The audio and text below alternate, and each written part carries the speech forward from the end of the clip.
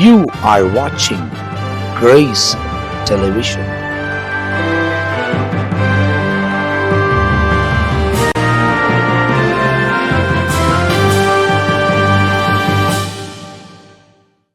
இயேசு கிறிஸ்து நாமத்தில் உங்கள் யாவருக்கும் அன்பின் வாழ்த்துக்களும் ஸ்தோத்திரங்களை எடுக்கிற இந்த நல்ல காலை நேரத்தில் மறுபடியும் உங்களை பார்க்குறதுல ரொம்ப சந்தோஷம். கர்த்தர் நம்மை நடத்துகிற தேவனாக இருக்கிறார்.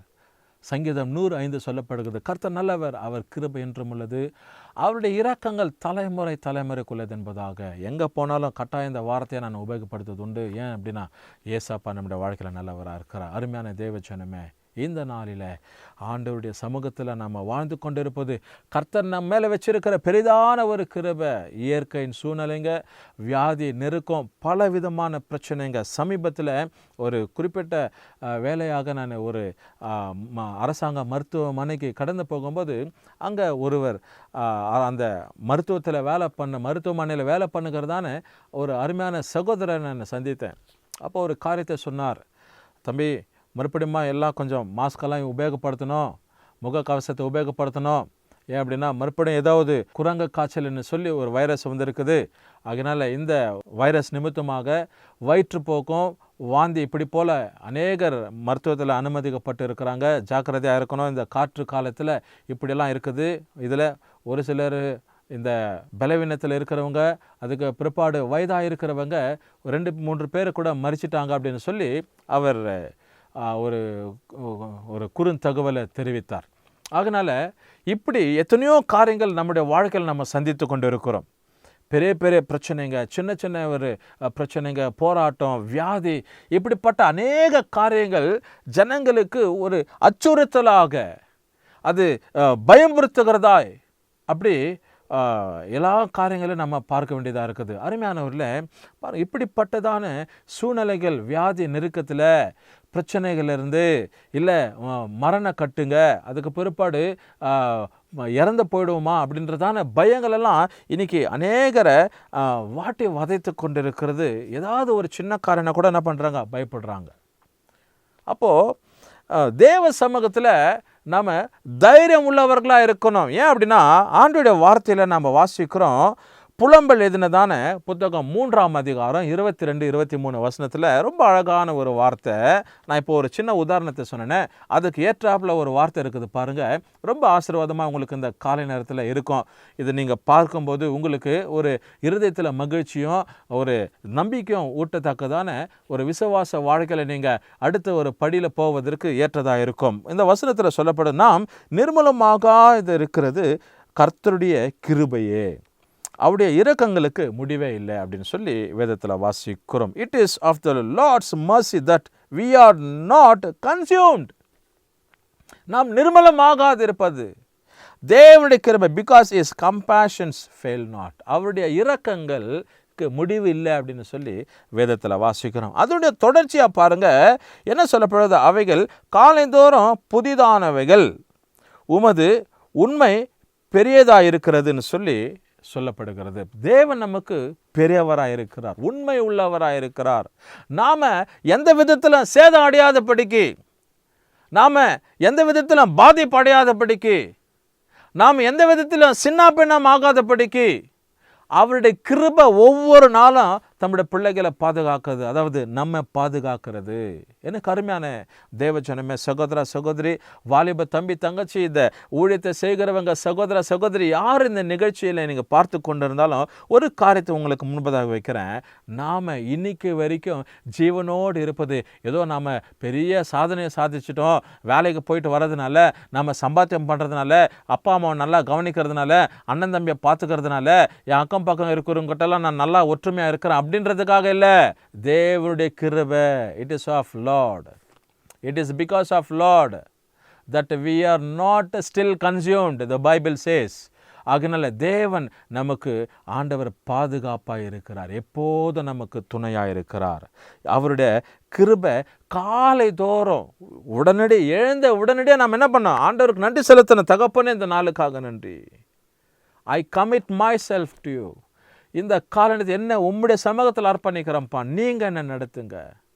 கர்த்தர் நடத்தினா பெஸ்ட்டாக இருக்குங்க. கர்த்தர் நம்ம நடத்தும் போது அது சீர் பொருந்தியதாக இருக்கும்.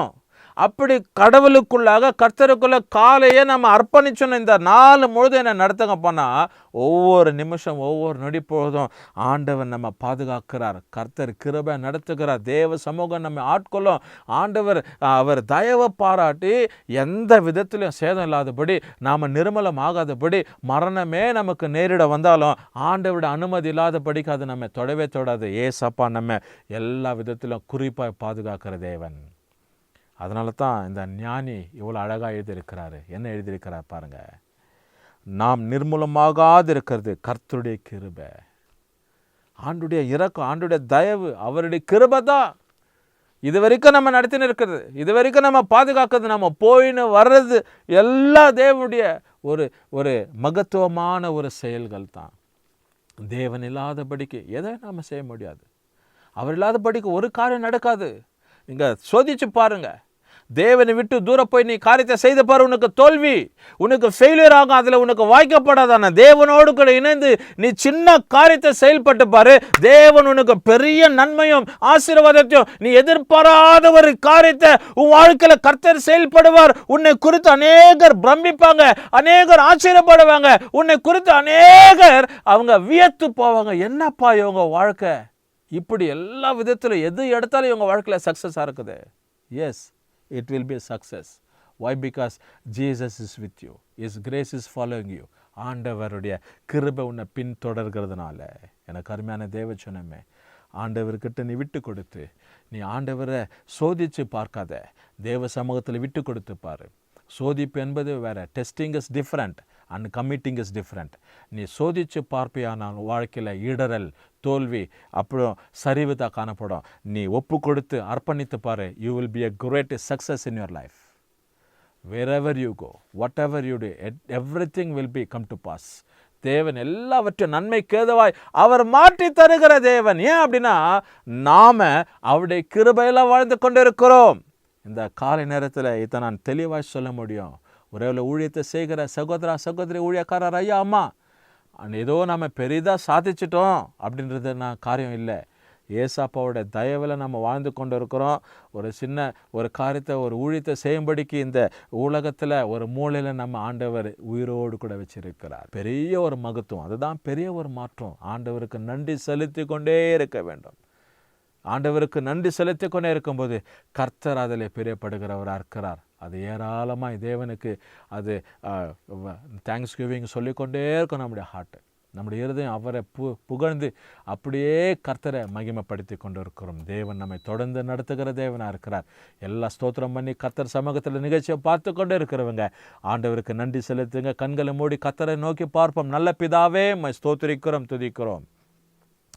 ஆண்டவரே, நம்முடைய வசனத்தை நாங்கள் வாசித்தோம். நாம் நிர்மூலமாகாது இருக்கிறது கர்த்தருடைய கிருபையே, அவருடைய இரக்கங்களுக்கு முடிவே இல்லை என்பதாக.